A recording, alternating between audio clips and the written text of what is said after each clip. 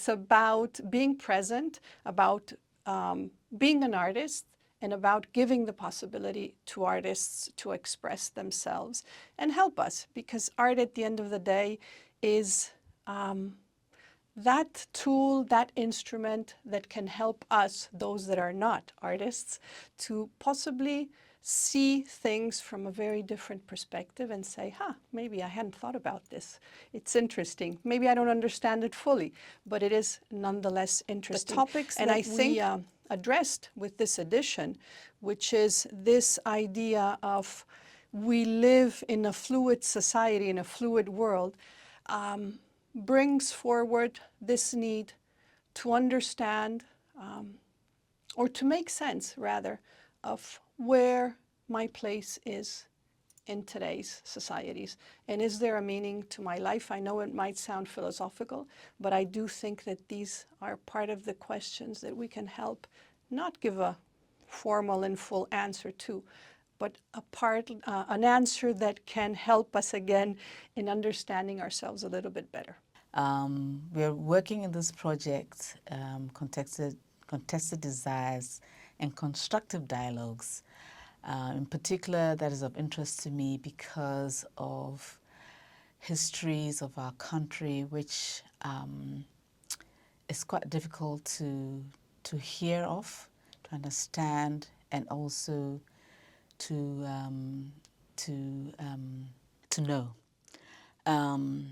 So one of the reasons why I was interested in this program was to give plurality to context, to allow more than one narrative to be heard about stories, about histories, about legacies, about people, about our connections to other countries. We recognize that, voices get missing because of the legacy of our nations, because of the colonial histories, curriculums, legacies of colonial administrations, which make it difficult for us to really retrieve and work with what our histories are, and the opportunity for us to really work with diverse countries who are facing similar challenges or realities was quite important for me as a director of the foundation, to work with our artists who are also able not to just to work within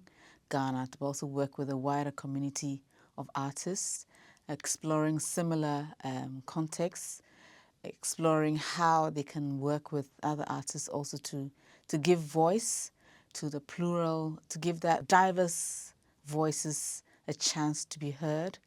One of the things that I also felt was the legacy of not allowing women's voices to be heard. How can we really work on a project that would allow the nuances of how women see things, or how women are recording, of how women are artists in their own right?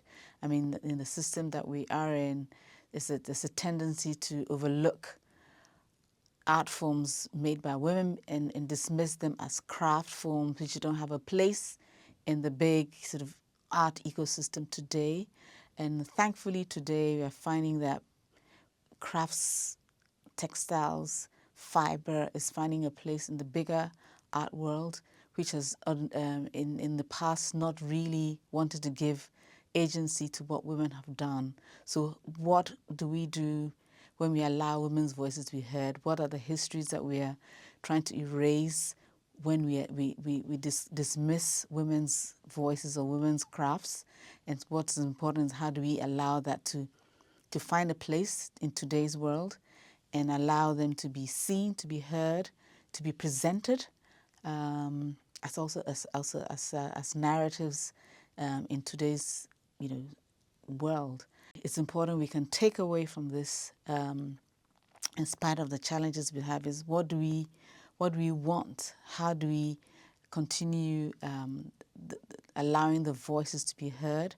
And I was just saying to one of the artists that it's important that we present what they have done in Ghana, allow those voices to continue to be funneled back to our audiences, not just through the longevity of this project, but to create an avenue for us to really continue to touch base with what does it mean for voices to be heard, for us to confront legacies which are difficult subjects to confront, but to work through it, to allow us to heal and to continue and live with the past. La pràctica artística de la Bon, des de la praxis feminista i la mirada colonial, succeeix per defecte perquè la Bon és un espai on els feminismes estan arreu i forma part de l'ADN, de la genealogia,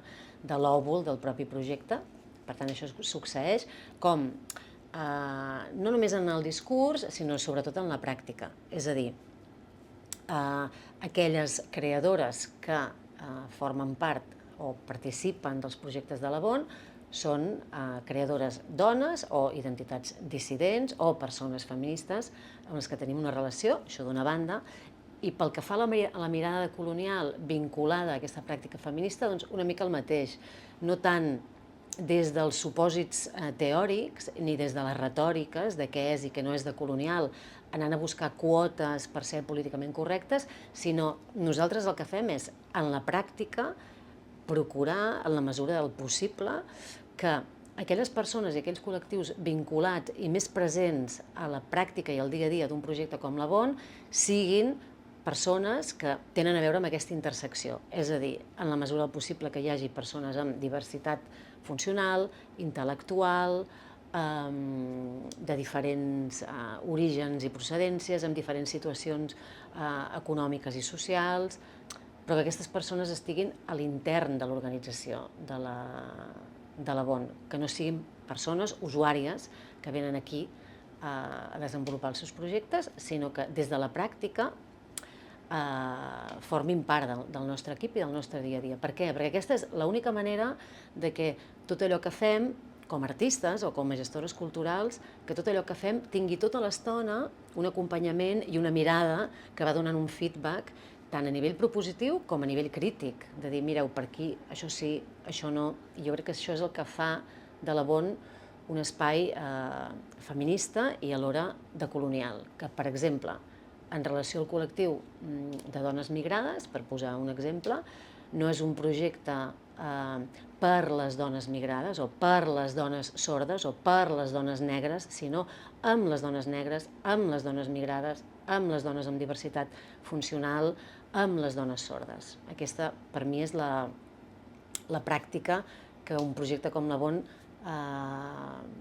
posa en relleu i el fa singular. In addition to our political tasks and general activities in the trade union, we also developed some self-managed projects. One of those is the Route of Care, la Ruta de los Cuidados.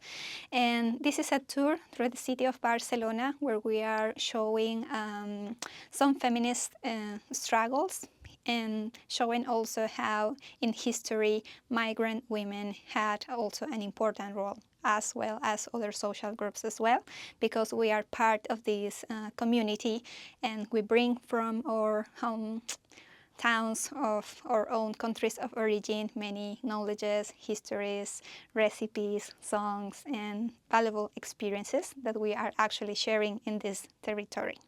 In this sense, coloniality generally denies us the access to cultural spaces or an easy access to them. And for this same reason, we consider that culture and art are ways of political transformation, are also a tool to have incidence into politics and allow us to create new narratives, because we are bringing with us important knowledges and experiences, and we are facing this kind of situation, showing how we are also creative, we are also artists, we are also developing new ideas, and we are part of the history in this country, not only in the past, but also we are building the future together. So for us, conceiving arts and culture as a way of transforming society, generally named as those who simply take care of people, as care where non-important task activity, but we are actually taking care of many important things like community, like social networks, like cultural heritage in here, and basically we are taking care of life. Actually, my work in the first residency in Lebanon got me to realize a lot of connections between feminism and anti-colonialism. So as I'm working on the theme of slavery, of course, there's a lot of connection with unpaid work, which is the work that is done most of the times by women in their houses or even in other people's houses. And especially in Brazil, we can see this big connection between slavery and domestic work. It's almost as if it's a continuity of slavery in most cases. The domestic work is done mostly by Black women. And it's really interesting to see the resistance here in Barcelona with Sindilar, and to hear the stories from these women, mostly migrant women as well. So it's still the people that have the most fragilities in society that are making this kind of work. But hearing their stories, we realize there's also a big resistance to get rights, to have proper conditions of work and living. There's a lot of artistic expression as well, and especially working with oral stories, it's really interesting, and there's a lot to dive into. And I'm hoping that now going to Ghana as well, I'm going to research more on the theme of slavery, especially because Ghana was also colonized by Portugal, and I really want to see these places of resistance everywhere else in the world. My practice is focused on many branches of how colonialism affected the storytelling and the knowledge making, and one of the main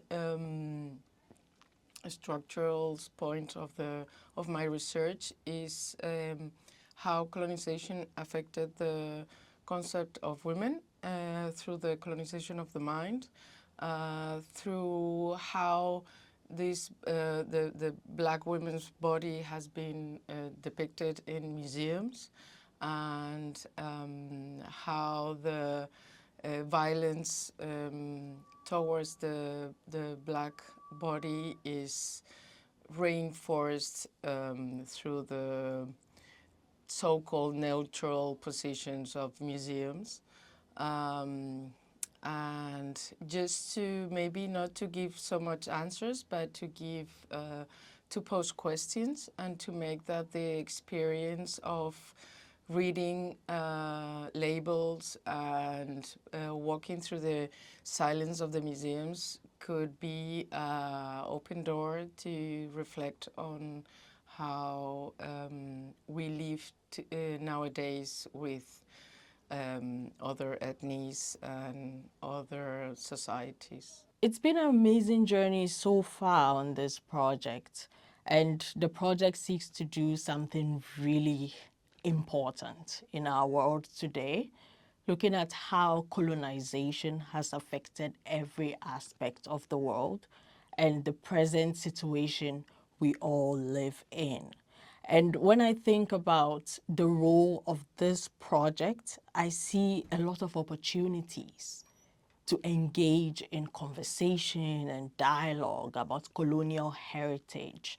And so far, it has unearthed issues that lie underneath our everyday work, everyday interaction, crossing borders, and even like things we don't think about on a daily basis. But then within this project, we are able to bring difficult conversations to the fore. And we are careful enough and generous enough and humble enough to know that we don't know much, there are so many experiences that people have that no one person can know. But then within the project, we have found, or we are constantly trying to find ways to be able to engage each other in a dialogue that is productive, a dialogue that is empathetic to the histories of colonization and the different ways that people have experienced colonization and continue to experience colonization. And there's no way we can talk about colonization without, and especially colonization and its effects, without talking about all the intersecting realities, the multiplicity of ways that colonization affects all of us on a daily basis. And when I think about this project, I see people whose hearts are in the right place, who want to effect a certain kind of change in the world order, where there's so much injustice, there's so much inequality, and we all want to make the world a better place. But where do we begin? Dialogue. We need to talk to each other. We need to try to meet each other where we each are. And so this project and the opportunity it gives for that kind of dialogue is just what we need at this point. And so still in thinking about the multiple ways in which people experience the world, we cannot do without thinking about intersectionality.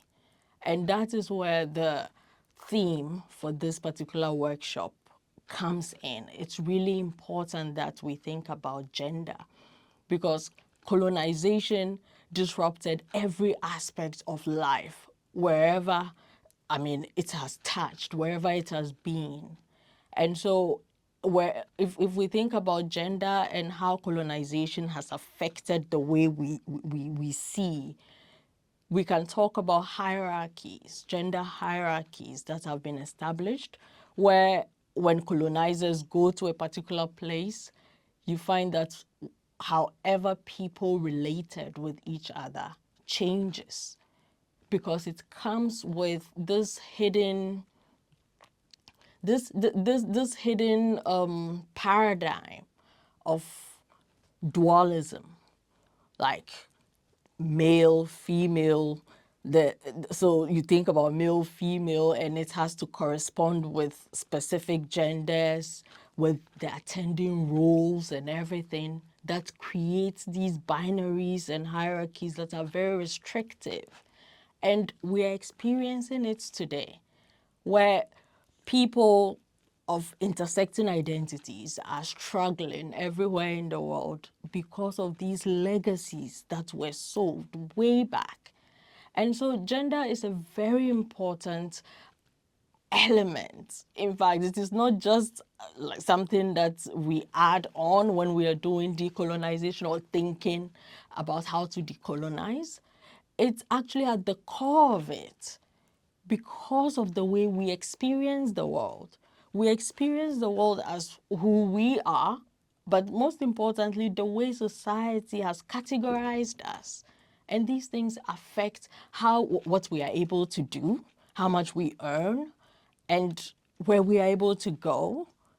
And so gender is a very crucial aspect, and I am really happy that we are tackling this issue head on as part of the CDCD, because we need to engage in this particular dialogue as well. People are being affected by these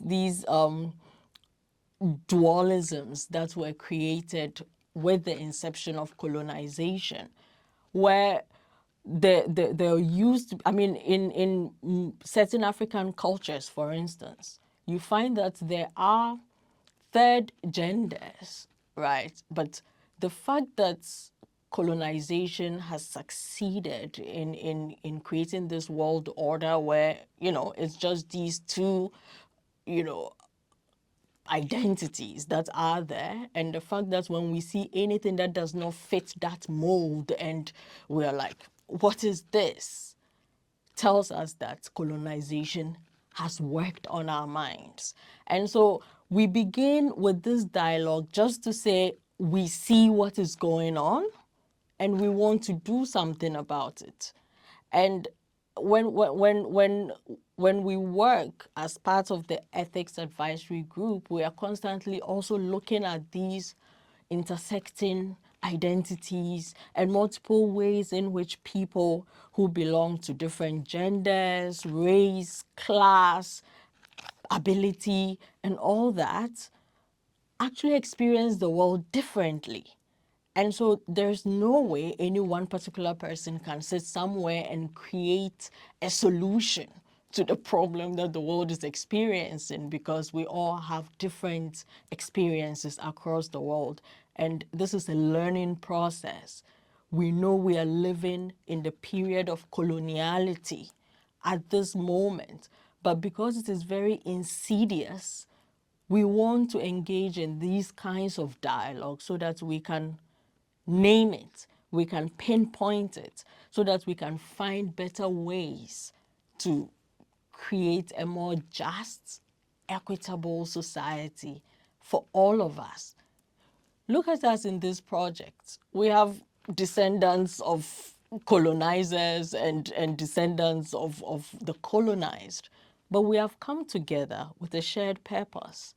We are committed to making a better world, and we can only begin with these critical dialogues and the kind of commitment that it takes to bring about change. So I'm Palestinian from Jerusalem, and how I see it is colonization actually displaces us. It strips us of our spirituality, of our sexuality, and of our nature. And the way back is to own it, to come back into our own center and own body and our own voice. And in that sense, to question our responsibility. And in what I mean by responsibility is ability to respond to reality from our nature. So coming back to things we haven't learned, like as women, to go deep down in, to listen to our womb and move from there, move from our cycles. So how can we actually come back to what was in the indigenous cultures before colonization is an important topic for me. Is also how can we create freedom in our body, freedom in our mind, and freedom in the systems we are interacting in. And in that sense, we become back humans, connected to the earth and to the environment.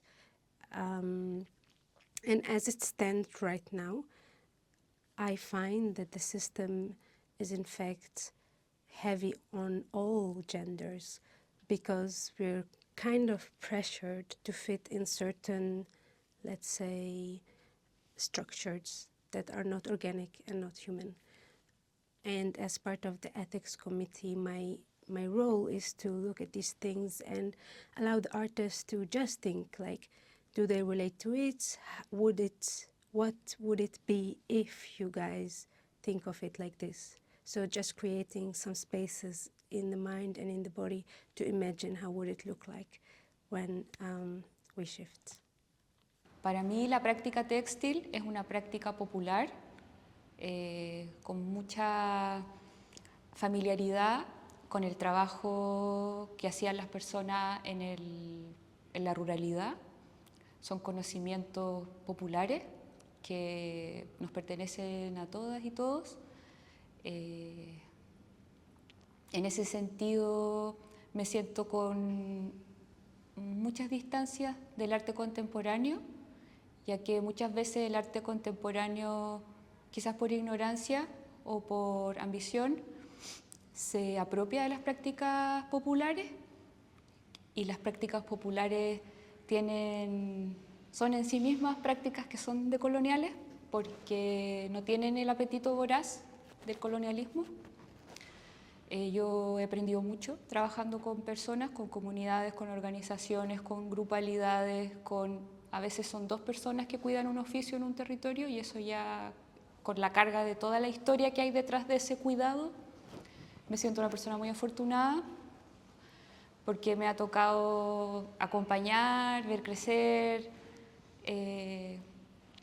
textiles. El lenguaje textil es un lenguaje vivo, como la dinámica más del mundo de la América Latina. El mundo textil no es un objeto, es un ser vivo, como un río, como una montaña, como el mar. El oficio en sí mismo tiene mucho valor, por eso se le debe respeto. Si nos distanciamos de las prácticas en relación al textil, creo que si uno toma como una distancia de una práctica como más individualista, es que aparece esta práctica que es decolonial en sí misma, porque es así la práctica textil, es la práctica que hacía la gente mayor, la gente antigua, los pueblos en general, y creo que esta exposición ha intentado poner en relación eso. Son piezas que son cuidadas por diversas organizaciones. En relación a los feminismos, principalmente en relación al trabajo de la arpillera de la resistencia política a la dictadura militar chilena en los años 70-80, estamos hablando de un feminismo también bastante popular, como sin quizás una retórica como desde el mundo intelectual, sino que es de la sobrevivencia, desde la defensa a la vida, desde la organización, con otras mujeres que eran más feministas en esos años, más del mundo intelectual, pero que no se entiende el trabajo separado, sino que es un trabajo muy unido, donde no existe lo uno sin lo otro. No hay práctica feminista popular sin esta práctica feminista intelectual, y se unieron y trabajaron juntas y se dice que se derrocó a la dictadura. Y creo que un poco para mí esta exposición me ha mostrado harto esa fuerza, la fuerza de ocupar un lugar en el centro de Barcelona para esta exposición, y que todos estos tapices vengan de distintos orígenes y distintas procedencias, de personas que cuando están trabajando están pensando en el aquí y ahora, de que estamos generando y haciendo comunidad, que para mí eso es el feminismo. Cuidar la comunidad, que estamos en una crisis muy grande, y ese cuidado tiene que ser de manera colectiva.